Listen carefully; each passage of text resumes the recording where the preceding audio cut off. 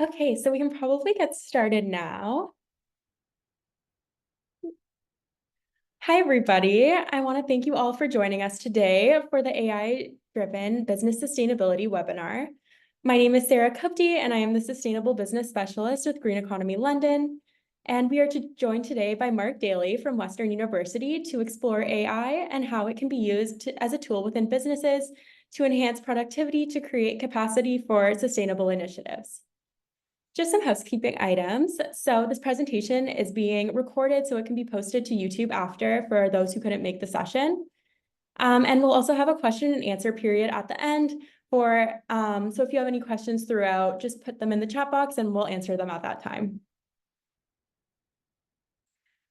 So this session will start with a brief introduction on Green Economy London, explaining who we are and how we're supporting businesses in London to achieve their sustainability goals. Next, we'll provide an overview of artificial intelligence, exploring its potential impacts on business sustainability. Our guest speaker, Mark, will then delve into the details of artificial intelligence, and we'll wrap up the session with the question and answer period. Green Economy London is the business sustainability program of the London Environmental Network, which is an environmental charitable organization based in London, Ontario, that aims to make London one of the greenest and most resilient cities in Canada through our environmental programming. Green Economy London is part of the nationwide network, Green Economy Canada, which partners with organizations such as London Environmental Network to launch green economy hubs. We currently have 50 green economy leaders and are continuously growing. Green Economy London supports businesses to set and achieve sustainability goals by offering practical, cost-effective, collaborative, and community-based approaches. We focus on 4 target areas, including GHG emissions, waste reduction and diversion, environmental stewardship, and water conservation. We also support businesses through technical workshops, providing resources, funding opportunities, and celebrating achievements to showcase their commitment to sustainability. Here is just a quick look at our green economy leaders coming from a variety of different sectors and different sizes.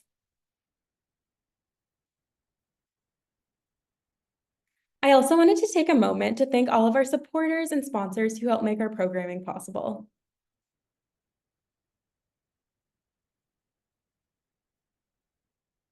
So I'm sure we've all seen the evolution of ChatGPT, autonomous vehicles, and the rapid rise and reliance on generative AI technologies. This trend is expected to continue to grow at a projected 37% annually from 2023 to 2030, reshaping industries across the board. But what does this mean for you and your business? AI can significantly improve efficiency and save time, with research showing a 40% boost in worker productivity for those using AI compared to those who do not use it. We understand that with busy schedules, finding ways to save time and improve efficiency is crucial. AI is an excellent tool to help achieve this. At Green Economy London, we know that organizational capacity can impact a business's ability to integrate and fund sustainable initiatives. However, AI can assist in maintaining sustainability goals by improving efficiency. AI is also already currently being used within the sustainability industry within resource management, supply chain monitoring, and consumer behavior analysis. I would now like to introduce our speaker, Mark Daly, who will discuss how AI can drive efficiency and productivity through leveraging the latest technological advancements and integrating AI solutions within your organization. Mark is the Chief AI Officer at Western University and a professor in the Department of Computer Science with cross appointments in 5 other departments, the Rotman Institute of Philosophy and Western Institute for Neuroscience. He is a faculty affiliate at Toronto's Vector Institute for Artificial Intelligence and was named in Maclean's Power List of 2024 of the top 100 Canadians shaping the country. I will now hand it over to Mark for our presentation. Thanks so much for the kind introduction. I'm just going to call my slides up here. And I want to take today a high-level approach to talking about AI. Everyone right now is sort of so excited by what's going on that we're all looking at our shoes. And I understand why we're looking at our shoes. It's exciting down there. There's like a big fire and there's stuff happening. But actually, as leaders, it's incumbent upon you to constantly raise your eyes off the ground and look to the horizon and sort of see what's coming in the short term. So we're going to do a little bit of foresight today, but we're going to start here in the present. Where is AI at here in the depths of summer 2024? Some of you may have seen a demo a few months ago from OpenAI, a product called Sora. And since then, there's been a number of competing products that do similar types of things that are quite sophisticated. And the way these products work is you just type in some text and they generate a short 10 to 30-second video based on your text input. So the text input here was a stylish woman walks down Tokyo Street at night. And the immediate media reaction to this was like, oh no, Netflix is dead, right? We don't need Hollywood anymore. You'll just be able to type in, I want to watch a spy thriller starring Gary Oldman, but I don't want it to be slow horses. And so you're going to be able to get customized, personalized media. And that is a future you will live to inhabit. That's coming soon in the next 5 years or so. But that's actually not even the most interesting thing about this. Jim Fan, who's a senior research scientist at NVIDIA, super nice, super brilliant guy, immediately recognized what was going on. So if you go back and you look at this photo here, you notice the reflections in the puddle are perfect. Because if they weren't perfect, your brain would tell you, oh, this isn't a real photo. There's something wrong with this photo. So this model is more than just a cute video model. It actually has a model, an approximate model of the physics of light built into it. When she steps in a puddle, it ripples. So this neural net also has an approximate model of the Navier-Stokes equations. It knows how fluid mechanics work. When she walks, it's totally believable. So it's also got a model of the kinematics of human motion. And so Jim's point is this isn't just like a cute video creator. This is an approximate model of our entire visual world as humans. All the physics, all the human behavior, all baked in, and it fits in about 80 gigabytes of floating point numbers. And if you told computer scientists and physicists that that would exist, even 5 years ago, people would have said, okay, you need to stop reading science fiction. And yet now we exist in a world where this isn't just a theoretical possibility. These models now exist, and there are now multiple models that can do this. Many of you have probably worked with a chatbot like Copilot or ChatGPT. If you have, what you're interacting with is the productized version of a large language model. Early language models had a memory problem. So any language model can only see a finite amount of input at one time. That's called the context window. And early language models were really good at attending to things that had recently happened in a conversation and not so good at attending to things that were older. My kids tell me I have the same problem. So one of the tests we do with language models is called a needle in a haystack test. When you develop a new language model, we do a needle in a haystack test where we just fill the model's context with a whole bunch of garbage, and there's one thing we want the model to be able to pick out. Anthropic's Claude 3, which was released earlier this year, you can see from the big green square there that it did great on its needle in the haystack test, but it also did something that no previous model had done. During one of the tests, it correctly answered the question and then sort of tagged on like, oh, but by the way, you've just given me like a whole bunch of software documentation and there's like one sentence in there about pizza toppings, and that doesn't make any sense at all unless you're testing me. Are you testing me? And so that was kind of a startling observation, because if a human child did that, we'd say, oh, that's evidence of precocious metacognition. When a machine does it, it feels weird to say cognition, but I don't know how to qualify that statement other than it is a metacognitive observation that the machine has made.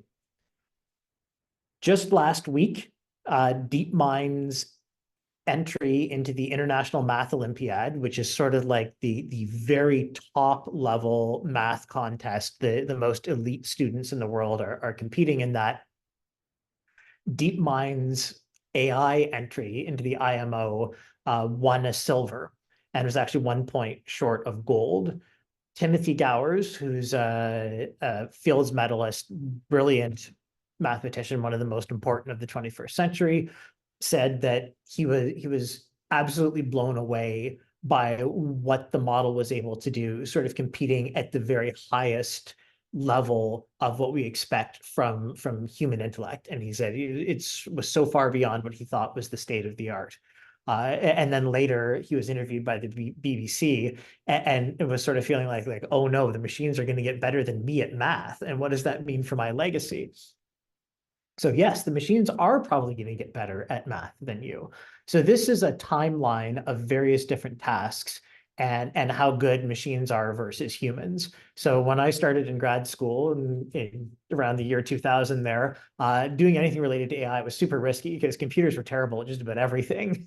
We could do a little bit of handwriting recognition and we could do a little bit of speech recognition, but something like next paragraph completion was impossible. So next paragraph completion is where I give you a paragraph of text, you read it, and then you write the next paragraph in a hypothetical document. So really hard task. It requires synthetic and integrative thinking. You have to be able to comprehend what I've written. You have to have some subject matter expertise. You have to match the tone and style. This is a really hard problem. In 2019, machines were 0% as good as humans at doing this task. By mid-2022, they were better than most of our undergrads. And now they're getting to the point where they're better than a lot of our faculty. And so pick a task that you used to think of something, well, only humans can do this. As far as we know, dolphins don't do this. Parakeets don't do this. This is a uniquely human skill. All of a sudden, machines are able to do these things. And that's a very, very different feeling as a human.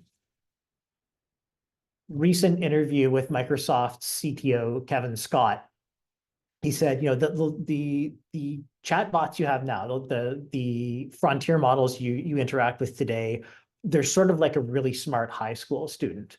What's coming next, and of course, because of their partnership with OpenAI, he has access to the further than frontier level technology. And he says it's actually going to be able to defend your PhD comprehensive exam for you. Keeping in mind, he's the CTO of Microsoft. He has a product to sell, but that's a reasonable extrapolation from where we're at now, just continuing on the same path, adding more compute and more research investment. I think that's a reasonable outcome in the relatively near future. So one of the goals for your organization is learning. And so let's investigate how these tools can help us learn.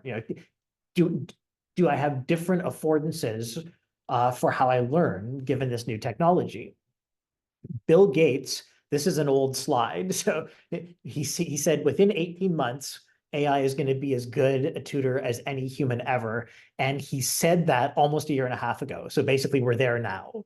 So, like as a prof, I'm out of a job because AI is a better tutor. And I don't totally agree with that. I think there's things I can do as a human that an AI can't, but I think it is an amazingly good tutor. And I'm going to show you some examples of that. But let's start with a little bit of data. This is a study done last year by Ethan Mullick, who's a prof at the Wharton Business School. He teamed up with Boston Consulting Group. This is just after the release of GPT-4. And they brought in their new cohort of business consultants and divided them into two groups. One group, which is the blue group here, did things the way they always have done. And so what they do is the new recruits arrive and they give them a whole bunch of case studies. It's like this little work hazing ritual. And then the senior partners evaluate the case studies and they're really hard. So the average is usually about 4 out of 8, and that's where they landed. The green group were given access to GPT-4 through ChatGPT and told, here's something you can use if you want, but you don't have to. And the red group were given a weekend boot camp on here's how to use generative AI to be a better business consultant. And so the first thing you notice is, yeah, the red group did a little bit better, but not really all that much. by far the most important intervention was just giving people access to ChatGPT. That's it. That made the difference between a 4 and a 6. So 2 whole points better on an 8-point scale. It's pretty remarkable. Now, this is business consulting.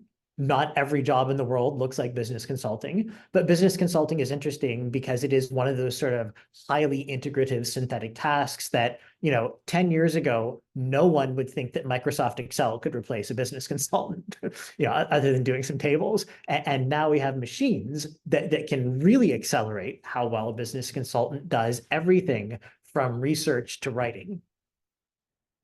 Really good news from this study. If you suck at your job, generative AI makes you 50% better, well, 43% better. But even if you're in the top half, it still gives you a 17% boost. And so when you start thinking about that in terms of time, if I could get 17% of my time back every week, that's almost a whole day's worth of time for me to do the things I want to do instead of filling in forms and doing bureaucratic reporting, which are important. But hey, if I've got something to help me with that and do it well enough, now that time's mine. This is Claude 3. So this was the LLM that realized it was being tested in the earlier slide. And I've asked it a really hard question. I said, okay, I want you to pretend you're an experienced professor of Assyriology. This is a good technique when you're dealing with a chatbot, is to give it a persona, because that adds so much context in terms of what kind of output you want, what you're looking for, that is sort of the fastest way to add a lot of context. So I said, please be a professor of Assyriology, and I want the course outline for a course on the Hurrian language.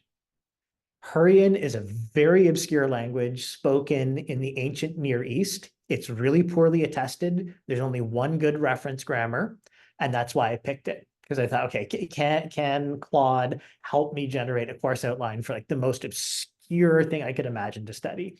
As far as I know, there's only ever been one university course taught on Hurrian at the University of Chicago like 12 years ago. And it came back with what looked like a great course outline to me. It even had some fun with me. Look at how it begins its response in italics. Clears throat and adopts a professorial tone. So you can have fun with AI too. So it came back with this. And of course, I'm not an Assyriologist, but my friend Emily is. So I sent it to her and she wrote back and said, there's a couple of things I'd change, but those are really just like personal preference, matters of style. I could teach this course just as it's been given here. So if you want to learn about a new topic and you don't have access to an expert, now you have some place you can go and get a first pass for, okay, so how can I get the building blocks? What pathway should I take through the world's knowledge to learn the thing I want to learn? Slightly more visceral example here. I do a lot of conversations with our undergrad students, and when I show them this, they're like, yeah, we already know this. What I did was I took the course outline for our second year electrical circuits course. It is a really dry, boring, hard course. If you want to be an electrical engineer, you got to take circuits, but really nobody loves it. So I dump in the course outline. I say, like, ChatGPT, I confess I'm a bad person. I haven't been to class in ever. It's 2:00 in the morning and my final exam is tomorrow. What should I do? And it comes back and it says, no problem. I read the course outline, and then it can combine that with its knowledge of electrical engineering and how profs write exams and how university engineering education works. And it triaged, here are the things you should study to get the maximum number of part marks on your exam. And this is a subject I know, and I thought, like, that is bang on. That is absolutely fantastic. That's exactly what I would as a human. And then I said, okay, like, roll up your sleeves and let's do it. Be my personal tutor. And it did a really good job. Like, I added, like, by the way, like, be gentle, because obviously I'm not the world's best student or we wouldn't be having this conversation. And so it starts with this nice, okay, think of a phaser like a Ferris wheel, nice classic analogy. Then it eased me into the math. And we went back and forth for about 20 turns, and it did a really good job of tutoring me. And one of the things I noticed is if one of my students called me or a TA at 2 o'clock in the morning, the day of the exam, demanding a personal tutoring session, I would be less charitable than the chatbot was. Chatbot was like super friendly and happy to help me at 2 o'clock in the morning. Prof probably wouldn't be. But there's other types of availability that this technology offers. Partway through the conversation, I asked ChatGPT, "Nihongo ga wakarimasu ka?" And it said, "Yeah, sure, I speak Japanese." And we just immediately switched into Japanese and it started tutoring me in Japanese. About a fifth of our students here at Western do not speak English as their first language.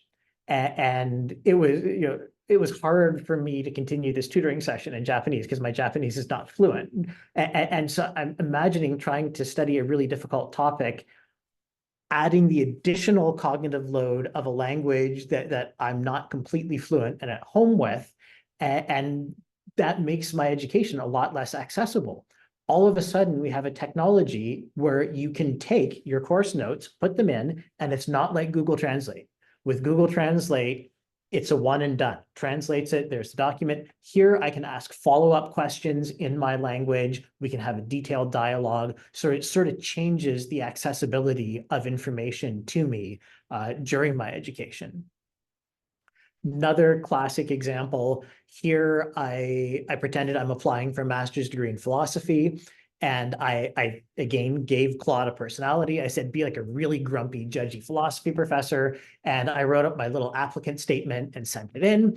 And it ripped my applicant statement to shred. And it sort of concluded at the end, like, by the way, Mark, if you're just going to submit this, save yourself the application fee and don't bother because you're not getting in. But then it workshopped it with me. It said, do you want me to help you? And we ended up with a document that was remarkably much better, showed greater depth of the literature. And actually just in the process of doing this fun little exercise, I got references to papers that I didn't even know existed. Like, I need to add those to my to read queue. Like, even though this was just like a little fun exercise, I actually do want to read those papers.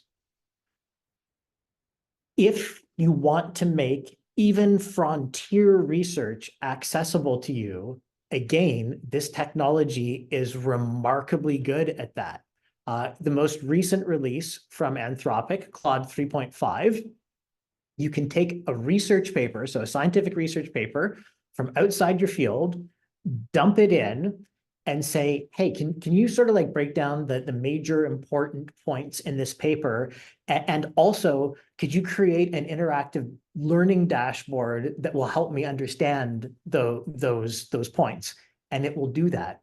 It will extract from the paper, here are the major results. And if you tell it something about your background, it can tune that so it will speak at the right level. You can say, like, pretend I'm a fifth grader, or you can say, pretend I have a master's degree in environmental science, and it will titrate correctly. And then it can even produce these little interactive dashboards. They're not the prettiest in the whole world, but they are interactive, and they do capture the spirit of what's gone on in the paper. Having a tutor that's that capable, available 24/7 really changes what you as an individual and what your teams can do. It changes the accessibility of knowledge. This is probably my favorite slide in the whole talk. If this is the level of play in the game of Go over the last 70 years. And it's my favorite slide because it's data. So what we see is from 1950 through to the mid 2010s, the level of play in the game of Go was pretty stagnant. There were a few outliers and a little bit of variance, but we really felt like we as humans, this game's over 1,000 years old. We've mastered it. We know the major strategies. We know how to train young people to be really good at it. Like, we've got Go figured out. And then in 2016, Lee Sedol, the top Go player in the world, was beat by DeepMind's AlphaGo. And all of a sudden, over the next year, almost all of the top Go players in the world started training against AI. And what we see is post 2016, the level of human to human play. So this is not humans playing against a machine. This is not humans playing with access to a machine. This is normal human Go competition. After 70 years of stagnation, humans are getting better at Go again because AI is tutoring them. Okay, so that's learning, but when we talk about the impact of AI in different professions, people say, okay, but that's not going to happen to my profession. So, part of my profession is teaching, but another part is research. And that feels like something that's creative and intellectually challenging. And of course, if you're working at the frontier of sustainability, there is a lot of research to be done. We are just sort of learning as a species how to be sustainable. This was 2 days after Claude 3 was released. Guillaume is a quantum computing researcher, and he had been working on a little problem in his notebook. So this hadn't been posted on the internet anywhere. And he thought, I wonder how far Claude could get on this problem. And with 2 prompts, he was able to get the AI to replicate everything that he had done over the last 3 months in his notebook. He said, like, I'm not going to win a Nobel Prize for this, but this was actually like a novel algorithm in quantum computing, and the AI was able to come up with it in about like 35 seconds instead of 3 months. Earlier this year, a group from MIT and Google's DeepMind used a technology that's sort of similar to AlphaGo, but for protein folding to develop, and for chemical docking, to develop a whole new class of antibiotics. And that's pretty exciting because we live in a world where humans still die from antibiotic-resistant bacterial infections, and now we have an entirely new type of weapon. This isn't just an old antibiotic, slightly modified and repurposed. This is an entirely new class of antibiotics. This is a Reddit post from a musicologist who spent 3 years digging through archives, trying to find source material about India that related to his topic of study, which is this really obscure 18th century German opera. And after going through, he estimated about 10,000 documents over 3 years. He sort of found the two, wrote his thesis, great, done. And when Google's Gemini, which is Google's chatbot, was released, he thought, I'm going to see, like, if I had had access to Gemini when I was doing my PhD, how would that have been able to speed up my PhD? And the answer is yes. With a single query, Gemini immediately made the connection to the two documents that it took him 3 years of going through archives to find. Gemini was the right tool to use for this. A lot of people do not feel that Gemini is sort of like the smartest of the LLMs. OpenAI and Anthropic seem to have that ground. It's close, but what Gemini does have is it's been trained on the Google Books corpus. And the Google Books corpus is an incredible corpus of just about everything ever published. So if you have a question where you want to synthesize across every book that's ever been published, Gemini is absolutely the right tool to use for that use case. And this is also happening in the arts too. Lee Kudan is a Japanese author who earlier this year won Japan's highest award for up-and-coming young authors. And when she accepted the award, she said, by the way, my novel, which is about an AI-controlled prison in central Tokyo in the near future, was co-written with ChatGPT. And Twitter went nuts, as it does. There were people saying she's a visionary, she's a genius. There are other people saying this is cheating. It's not literature if you don't write it with a quill pen and you ground the ink yourself from carbon. And one of the prize committee members sort of like jumped into the dialogue and said, like, hold on. She disclosed we knew that she used generative AI as part of her process, and we don't care because this is really good literature. We also don't ban people from using typewriters. Really interesting result, hot off the press just today in computational social science. So that, this is areas like history and sociology and psychology and economics. For a lot of these disciplines, a major input for them is interviews and surveys with humans. And this paper asked, can I use GPT-4 to simulate sampling results from humans? And so they took GPT-4 and they gave it a whole bunch of different prompts. Like I did earlier, they asked it to inhabit personas. You are a 37-year-old white American male living in Idaho. Your profession is farming, and so they did this, did these big surveys, and then compared them against published literature. and then also compared them against studies that were not yet published, so they couldn't possibly have been in the training data. And what they found is that the correlation between actually asking humans these questions and doing surveys and getting the LLM to pretend to be human was 0.85, which is a pretty high R value. It's not perfect, but it's sort of suggesting an entirely new way of approaching social science research. And I haven't had time to read this paper in detail at first because it's just today, but at first blush, the methods look solid, and this is something I'm really looking forward to engaging with. And finally, the actual presentation of research. This was a really nice randomized control study where they took scientific papers, cut out the introduction, gave them to an expert in the field and said, hey, could you write an introduction for this paper? And then also gave it to GPT-4 and said, GPT-4, write the introduction for this paper. And then they had human experts evaluate, do I like the human written one better or the AI written one, blinded, of course. And the result was the humans couldn't tell the difference between the human written prose and the AI written prose. So this gets us linking back to that business consulting result. What we have now is a tool that can write, demonstrably, the evidence is there that it can write as well as an experienced scientist writing in their own domain of expertise. It can write as well as a business consultant working in their own domain of expertise.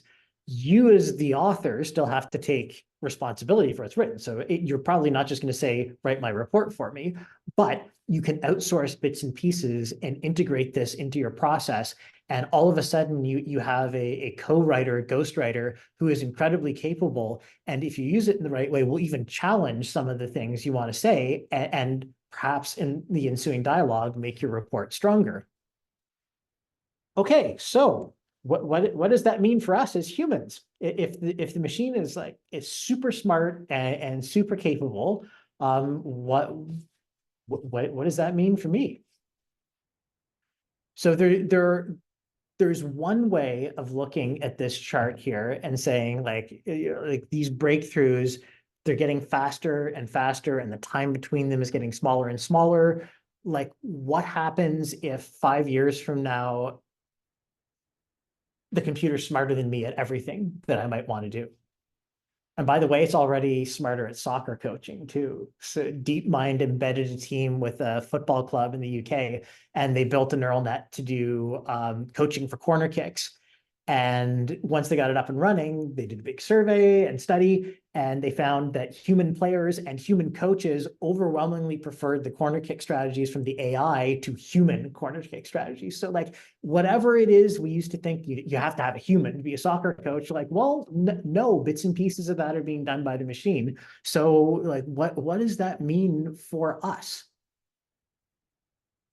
Well, it means that already, and certainly in the near future, you're going to have a lot of choice in what you choose to do yourself and what you outsource to the machine.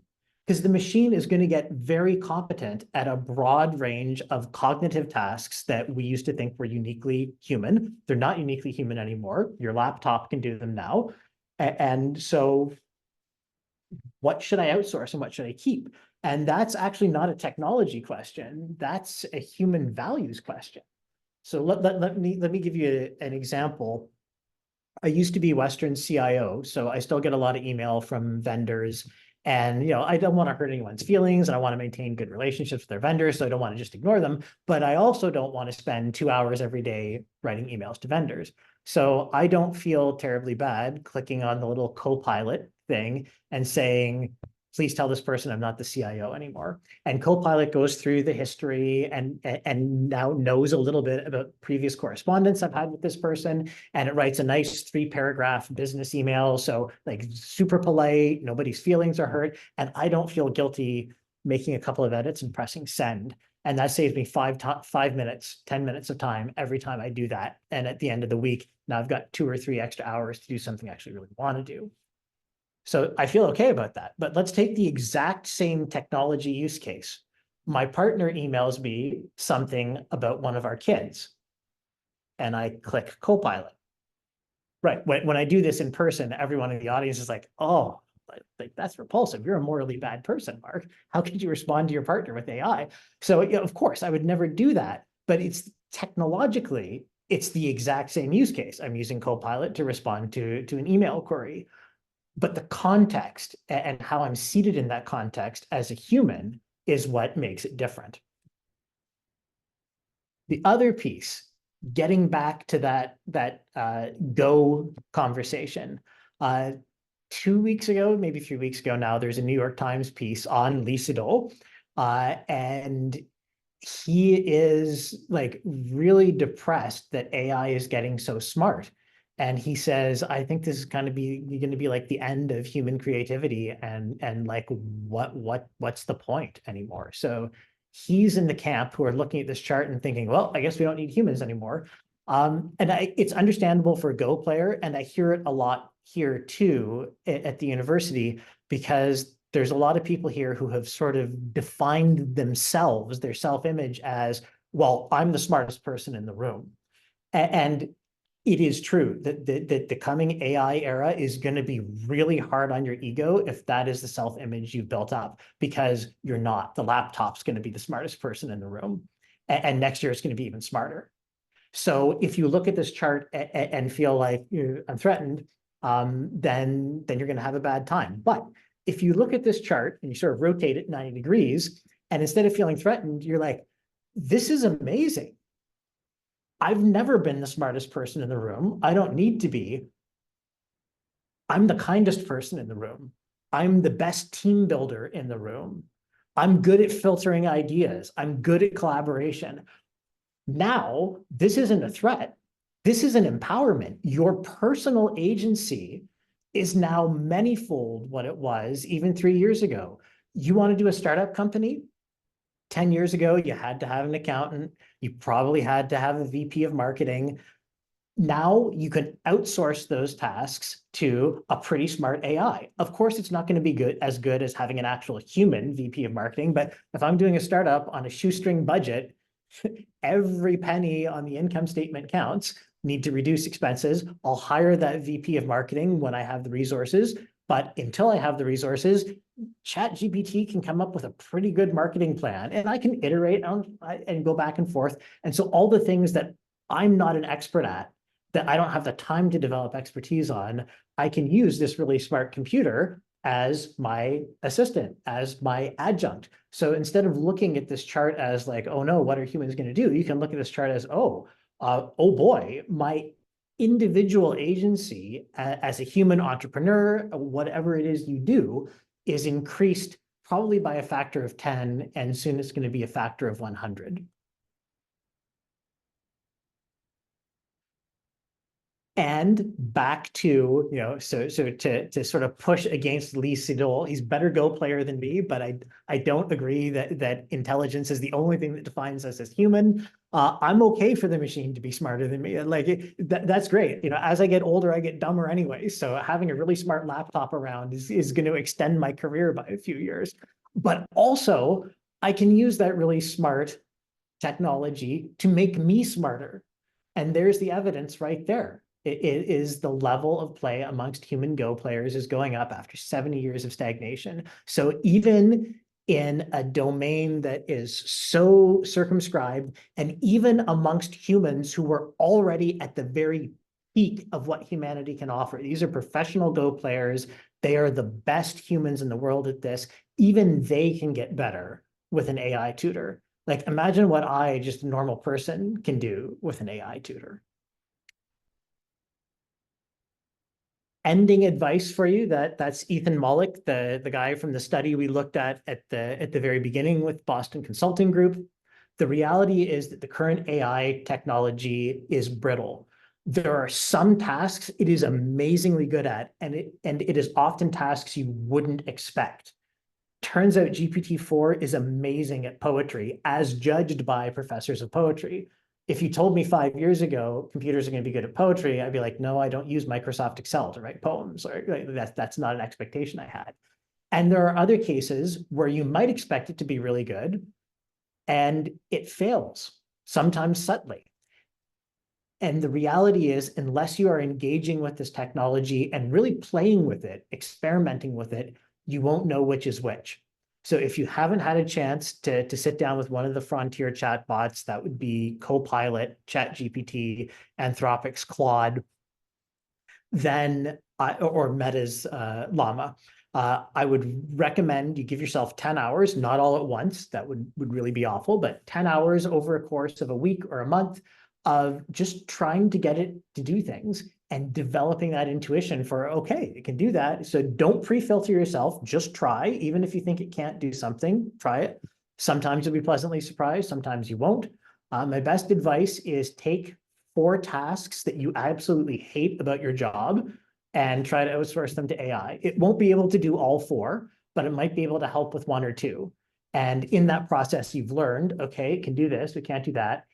And at the end of the process, now you have a buddy to help you with 1 or 2 things that you hated doing, so your quality of life has gone up.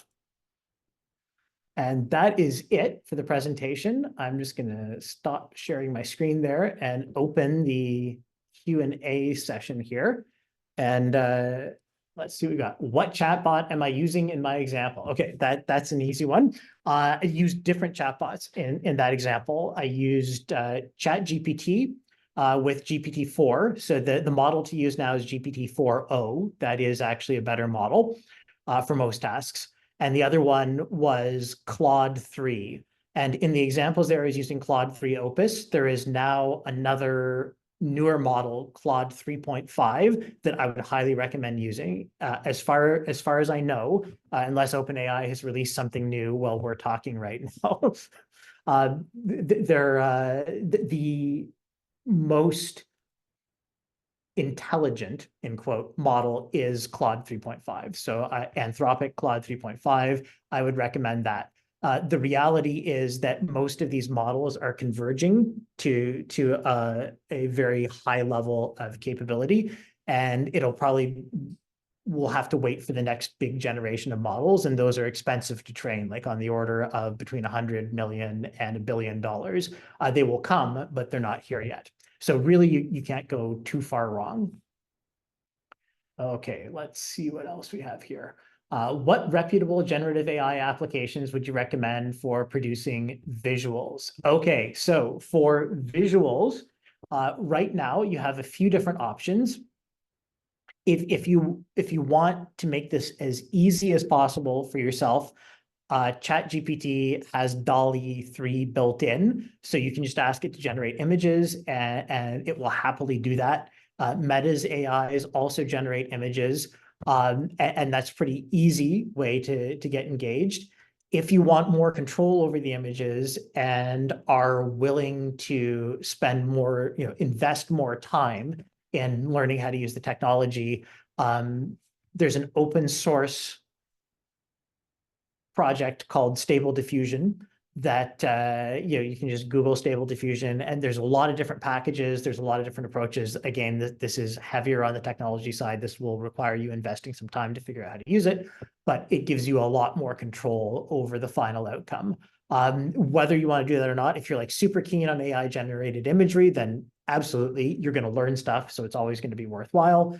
If you just want this to produce visuals for business documents and that sort of thing, I would hold off until we get the next generation of model from Meta and OpenAI, because those are going to be incredibly competent, where you're going to be able to just describe to it what you want in words. For charts and visuals, both Anthropic's Claude and OpenAI's ChatGPT have the ability to generate really nice charts from data. So you can upload your Excel spreadsheet and say, please do these analyses. And they can write and execute Python code that will do statistical analyses and then generate the charts. So I definitely recommend that approach for that. If you are a small business looking to tap into AI to improve efficiencies, where do you start? Education, education, education, experiment, experiment, experiment. Honestly, the best thing you can do is give your your team permission to use generative AI. A lot of the studies coming out now are showing that one of the roadblocks to business adopting this is people feeling like, well, I might get in trouble, I might not be allowed, that might be cheating. So you need to create a culture of open innovation where people are rewarded. Something I've seen work with teams here at Western is where the line manager has added as an item to sort of the Monday morning stand-up meeting. So what cool stuff did you do with generative AI this week? And so staff are now competing with each other to be like, oh, I found this. And because they're talking about it at that stand-up meeting, they're now sharing that knowledge with each other. And it really does come down to your individual use case. Anyone who's selling you a product where like, this is going to do everything for you, this is a general purpose technology. It's like buying a computer and saying, okay, well, is the computer going to help my business? Well, no, it's not until you put QuickBooks on it and start doing accounting with it or Sage.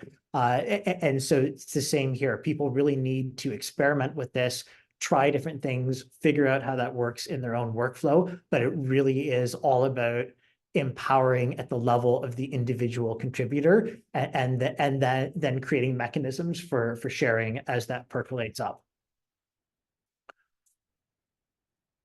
Capacity of AI is great. What about access to AI? How does this address or aggravate current? Yeah, okay. So I have a really strong opinion on this one. Right now, many companies are offering a free tier of access, which is great, but they're burning through VC money to do that. And so that's not going to persist forever.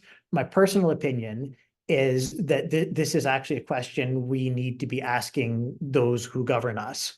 And there is absolutely nothing preventing the government of Canada from saying, we are going to create a sovereign AI system, Canada GPT, and every resident of Canada is going to have access to this because we recognize that this is a profound technology for education, for human flourishing, just as we've decided that education is a human right, and we're working towards access to information technology and the internet as being a human right. I think this falls into the same sort of category. So there is a role to play here for government to offer a baseline level of service to residents. That is a controversial thesis, and there are lots of holes you can poke in it, but that is something I've spent a lot of time in Ottawa lobbying for.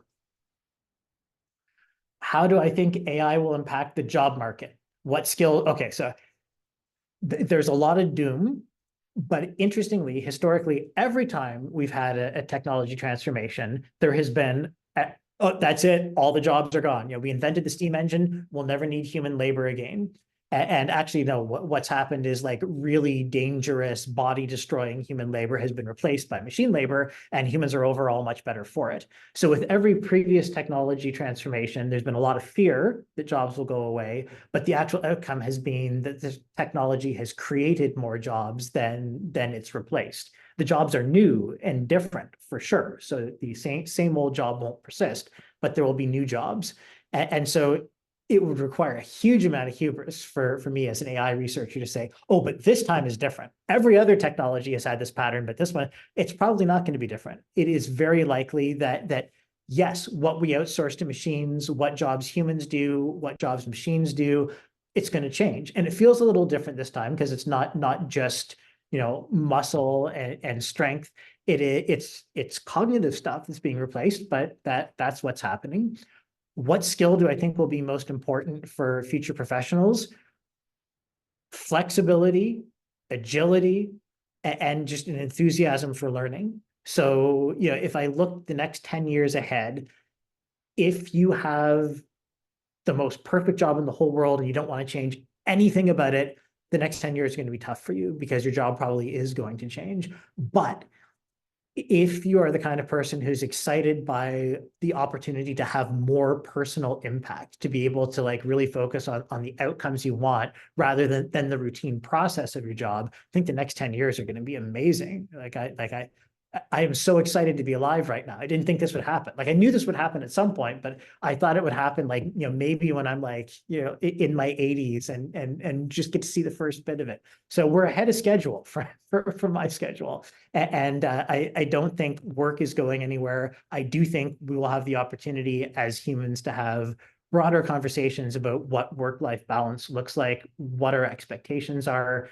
Freeman Dyson has, and I can't remember the exact quote off the top of my head, has some pretty nice writing going back half a century now on, like, at some point young people are going to wake up and realize, like, wait a minute, it is working 60 hours a week like my sole purpose in life, or could there be more to life? And we may have the technology to allow us to have those conversations, 3-day work weeks, whatever that is. How do I envision AI technologies evolving over the next 10 years? Okay, great question. So if you look at the technology we have right now, the fundamental architecture driving all of this is deep learning, and it's in particular the transformer architecture, which was invented in 2017. And if you look at how the capacity of these models have improved since 2017, it has been exponential. And so in the immediate term, there's nothing that would suggest to me that exponential curve is going to flatten. It might, right? We might hit an unforeseen roadblock, and we're going to plateau with sort of the level of technology we have right now. But that's already pretty interesting. That's already pretty transformative. But I think most likely for the next 2 or 3 years, we will continue on that exponential pattern. There'll be a little bit more time between them, because that continued growth essentially comes from scaling the amount of compute we spend. And so that has direct economic limits on it.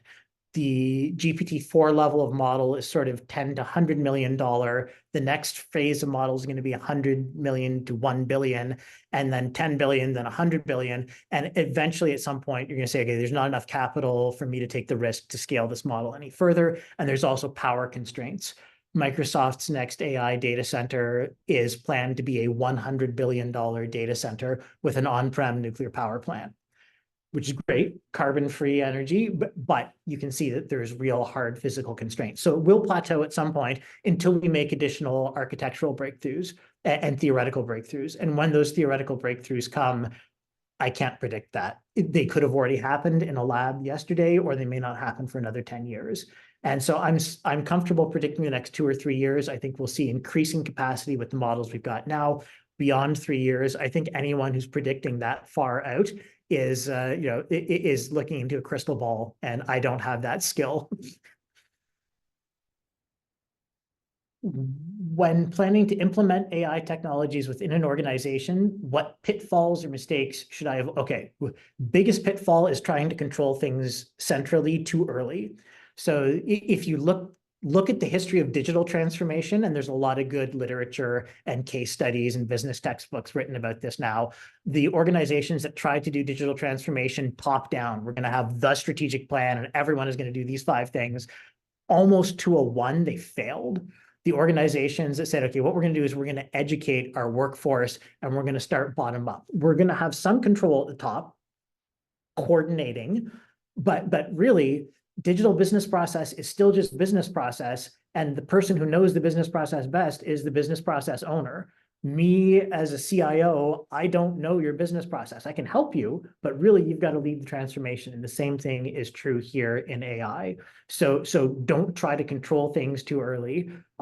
Give people room to experiment and to find out what is actually going to work in your context. And it will be different from role to role and from organization to organization.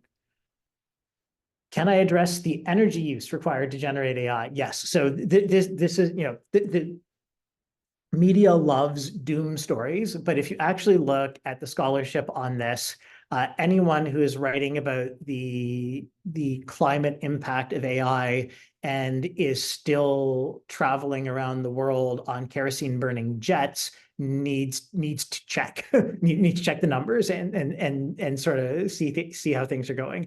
The reality is the power consumption per sort of unit, let's call it unit of intelligence processing, has been dropping exponentially because there are such strong economic incentives to learn how to train and do inference with these models cheaper.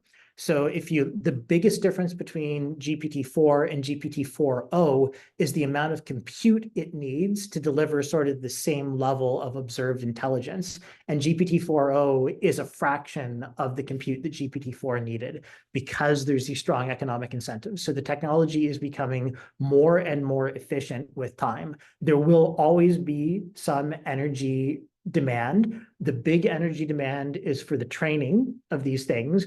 And we're seeing companies like Microsoft doing the right thing, which is say, okay, the data centers in which we train AI are going to be powered from carbon-free sources.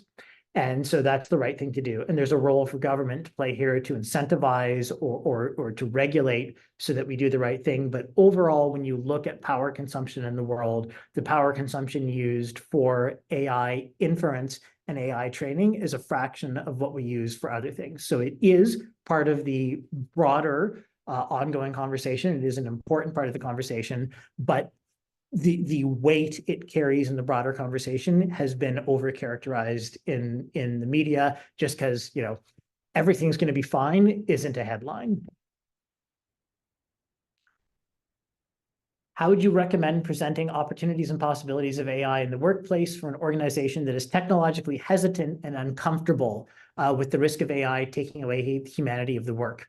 Okay, so this gets back to some of what I said in my talk, which is I think this technology is not going to replace humanity. I think it's actually going to be a really awesome mirror for us to hold up to ourselves. And it's an opportunity for us to reflect on, like, what does it mean to be human? Like, was doing Sudoku really fast, like actually what's important in my life? Like, no, the computer can do that better than you, but you've got other things you need to do as a human. So I think just engaging in that conversation right out of the gate is AI is not a replacement for a human. It's not a human. It's its own thing, and it's a really remarkably powerful and interesting thing.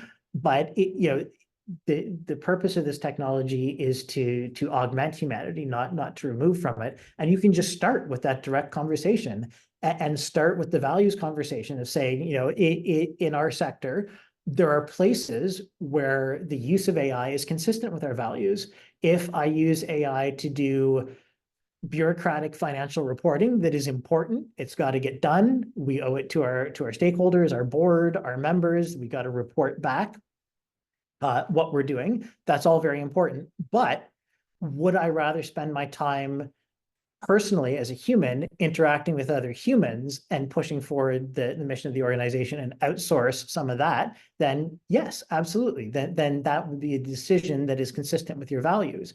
What you probably wouldn't do if you're providing direct human services is replace humans talking to humans and say, okay, you're just going to talk to a chatbot now. That would probably not be consistent with your values. So having a real clear discussion at the outset of, this is an empowering technology. There are ways we can use it that are consistent with our values, and there are ways we can use it that are not consistent with our values. And so how are we as a team going to make sure that we're doing the former and we're not doing the latter? And that goes along with this question here. What are my thoughts on the ethical considerations of using AI? So there's all of those pieces in terms of, who you want to be, who your organization wants to be, what your values are, and how that reflects it.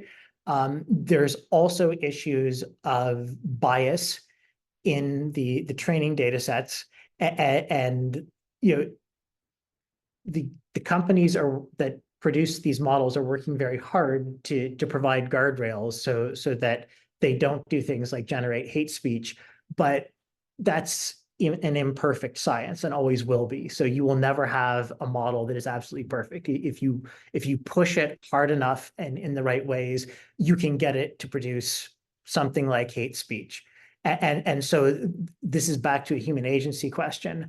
Right now, it's really popular on social media for people to torture ChatGPT into saying something bad, and then they get a high impact, highly upvoted post saying, "Oh my gosh, look what ChatGPT said." And we've got to get away from that. ChatGPT is not a person. It is not a human. It doesn't have agency.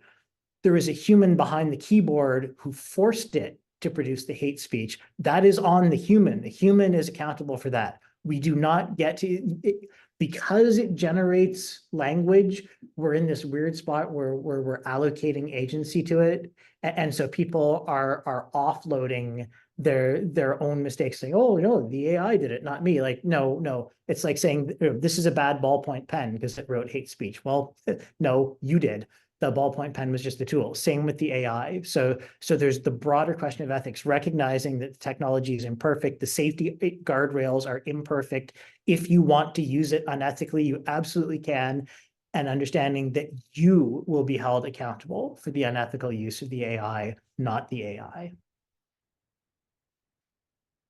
Okay, data storage and data processing injected major steroids into AI. Yes, and now AI is going to, yeah, okay. I see the future of AI leaning more into human-computer interaction, faces, personnel. Absolutely.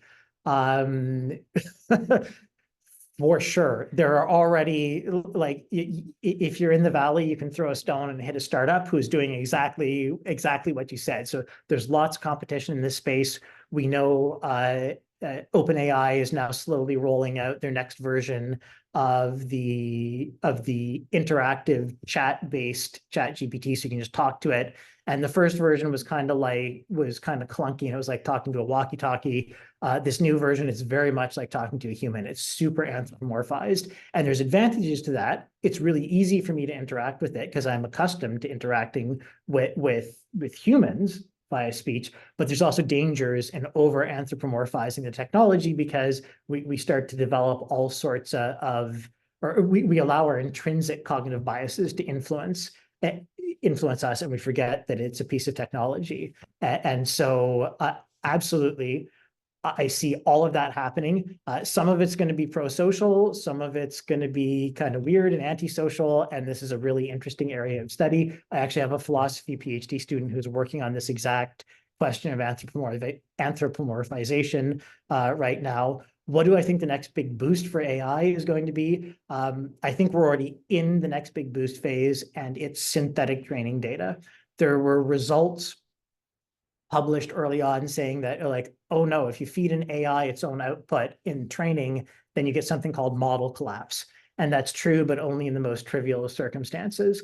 It is now very much the case that frontier models are trained with synthetic data. So this concern that we're going to run out of data is actually much less acute than it was a year ago. So we're sort of in the synthetic self-training data mode. AlphaZero was the AI that replaced AlphaGo, and AlphaGo was trained on human Go games.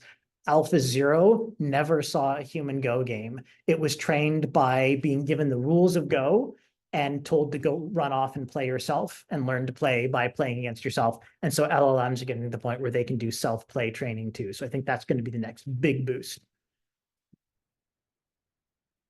Last question here. You mentioned being able to have AI work with scientific papers and research. Is there a limit that, yeah, there is always a limit. So one of the limits of LLMs is the way they've been fine-tuned causes them to hallucinate sometimes.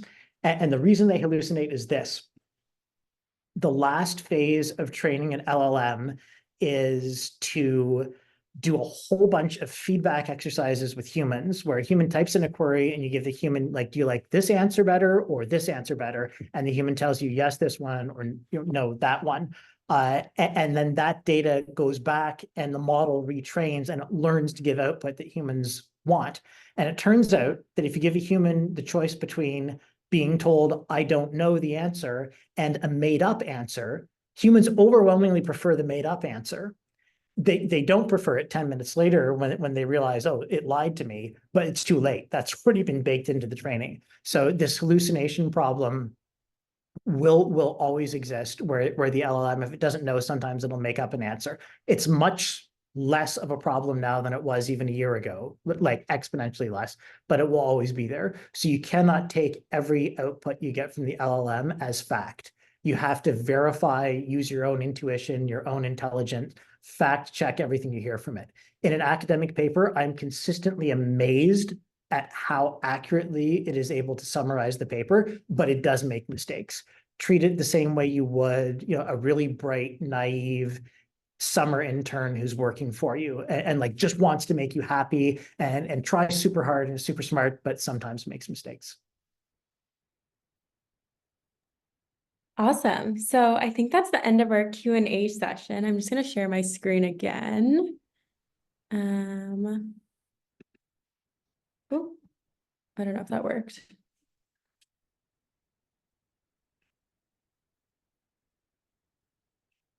Okay. So that concludes our webinar for today. Thank you all for joining us, and I hope that you gained valuable insights into AI and how you can leverage it as a tool within your business. A special thanks for Mark for taking time out of his busy schedule to share his expertise with us today. And if you have any questions or would like to join Green Economy London, I invite you to send me an email, or you can also email the Green Economy London coordinator, Alex. And I hope you all have an amazing day.